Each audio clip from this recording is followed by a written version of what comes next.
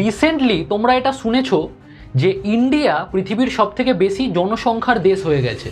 आबादी के मामले में भारत ने चीन को पछाड़ दिया है। কিন্তু এরই মধ্যে সিকিম থেকে এই ধরনের খবর আসছে। सरकार लोगों को ज्यादा बच्चे पैदा करने के लिए बढ़ावा दे रही है। दूसरे बच्चे के जन्म पर महिला कर्मचारियों की सैलरी बढ़ा दी जाएगी। तीसरी बार मां बनने पर महिला कर्मचारी को डबल इंक्रीमेंट मिलेगा। হ্যাঁ, তোমরা ঠিকই শুনেছো।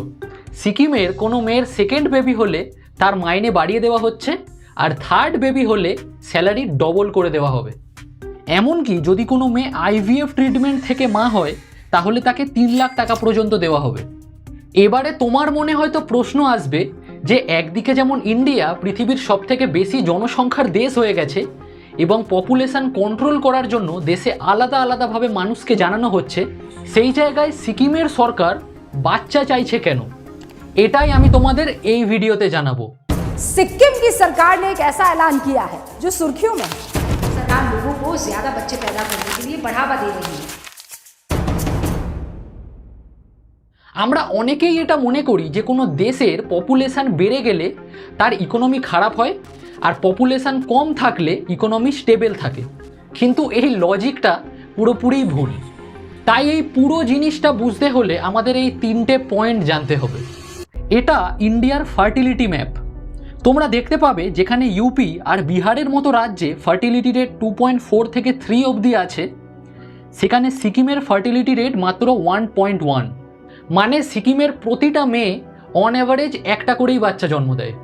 দেখো, যখন কোনো দেশের ফার্টিলিটি রেট 2.1 হয় তখন সেটাকে রিপ্লেসমেন্ট রেট বলে। মানে সেখানের জন্ম মৃত্যুর হার প্রায় সমান হয়। আর ফার্টিলিটি রেট 2.1 এর বেশি হলে সেখানের পপুলেশান বাড়বে, আর 2.1 এর কম হলে পপুলেশান কমবে। যেমন টাইমস অফ ইন্ডিয়ার একটা রিপোর্ট অনুযায়ী 1950-এ ইন্ডিয়ার ফার্টিলিটি রেট প্রায় 6 ছিল, যেটা 2020 আসতে আসতে 2 হয়ে গেছে। অর্থাৎ এখন ইন্ডিয়াতে প্রতিটা মেয়ে অন অ্যাভারেজ 2টো বাচ্চা জন্ম দেয়। আর সিকিমের ফার্টিলিটি রেট মাত্র 1.1, যেটা সারা ভারতের মধ্যে সব থেকে কম।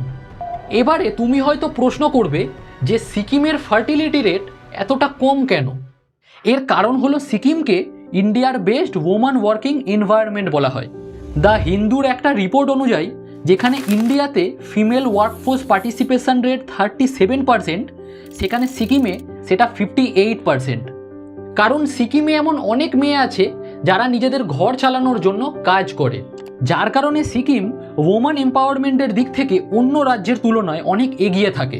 এছাড়াও ন্যাশনাল ফ্যামিলি হেলথ সার্ভে অনুযায়ী সিকিমের 85% মেয়েরা যে কোনো জায়গায় ফ্রিলি যেতে পারে, আর রাজ্যের 80% মেয়েরা মোবাইল ব্যবহার করে, যেটা ন্যাশনাল রেট 46%-এর প্রায় ডবল। আর এই কারণগুলোর জন্যই সিকিমের ফার্টিলিটি রেট এতটা কমে যাচ্ছে। একটা রিপোর্ট অনুযায়ী ইন্ডিয়াতে 27% মেয়েরা 18 বছরের আগেই বিয়ে করে নেয়, যেটার রেট সিকিমে মাত্র 15%।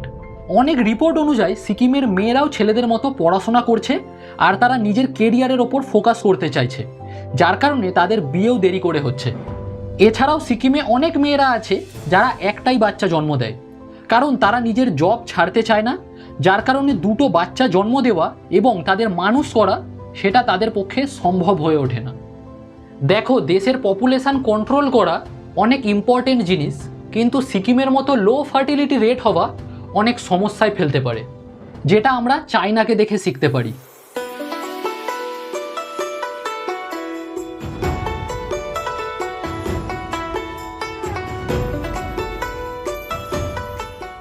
'80 সালে চায়না নিজের পপুলেশন কন্ট্রোল করার জন্য আর ইকোনমি ঠিক করার জন্য ওয়ান চাইল্ড পলিসি লঞ্চ করে, যেখানে কাপলরা একটার বেশি বাচ্চা নিতে পারতো না।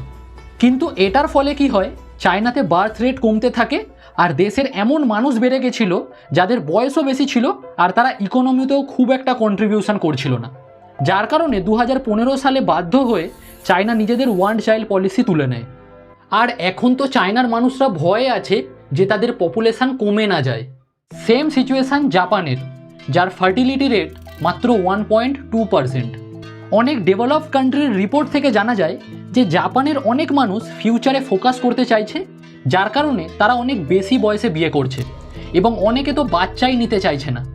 এছাড়াও জাপানের লিভিং অফ কস্ট এত বেশি যার কারণে তারা একটা বাচ্চার খরচা পর্যন্ত অ্যাফোর্ড করতে পারছে না। আর এই সিচুয়েশানটা দিনের পর দিন আরও খারাপ হয়ে যাচ্ছে। জাপান টাইমসের একটা রিপোর্ট অনুযায়ী জাপানের প্রায় 90 লাখ বাড়ি এমন আছে যেখানে কোনো মানুষ থাকে না, যেইগুলোকে অ্যাবান্ডেন্ট হাউস বলে। আর এইগুলো হচ্ছে কেন? কারণ জাপানের ফার্টিলিটি দিনের পর দিন কমে মাত্র 1.2% হয়ে গেছে। এমনকি অনেক এক্সপার্টরাও এটা মনে করছে যে লো ফার্টিলিটি হওয়ার কারণে জাপানের ইয়াং জেনারেশনের সংখ্যা অনেক কমে যাবে এবং সেখানে বয়স্কদের সংখ্যা বাড়বে, যেটার সোজা ইম্প্যাক্ট তাদের ইকোনমিতে পড়বে।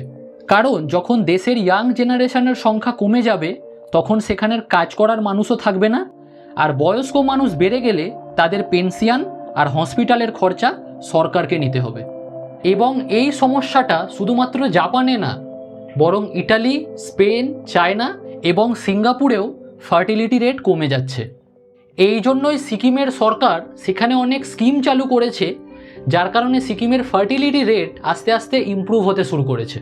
যেমন সিকিমে এমন অনেক কাপল আছে যারা ন্যাচারালি বাচ্চা জন্ম দিতে পারছে না, তাই সিকিমের গভর্নমেন্ট এই সব কাপলদের ফাইন্যান্সিয়ালি সাপোর্ট করছে আইভিএফ ট্রিটমেন্টের জন্য। সরকার এই কাপলগুলোকে আইভিএফ ট্রিটমেন্টের জন্য 3 লাখ টাকা করে দিচ্ছে। দেখো, আইভিএফ বেসিক্যালি একটা মেডিকেল ট্রিটমেন্ট যেখানে যেসব মেয়েরা ন্যাচারালি প্রেগনেন্ট হতে পারছে না তারাও এই ট্রিটমেন্টের মাধ্যমে বাচ্চা জন্ম দিতে পারবে। এছাড়াও যদি কোনো সরকারি চাকরি করা মেয়ে নিজের সেকেন্ড বেবি জন্ম দেয় তাহলে তার স্যালারি বাড়িয়ে দেওয়া হবে, আর থার্ড বেবি জন্ম দিলে সেটা ডবল হয়ে যাবে। এমনকি বাচ্চা জন্ম হওয়ার পরে বাচ্চার বাবাকে 1 মাসের এবং মাকে 1 বছরের ছুটি দেওয়া হবে। ভিডিওটা থেকে যদি তুমি কিছু শিখে থাকো তাহলে আমার চ্যানেলটা অবশ্যই সাবস্ক্রাইব করো এবং পরের ভিডিওর জন্য অপেক্ষায় থাকো। আর ততক্ষণের জন্য জয় হিন্দ।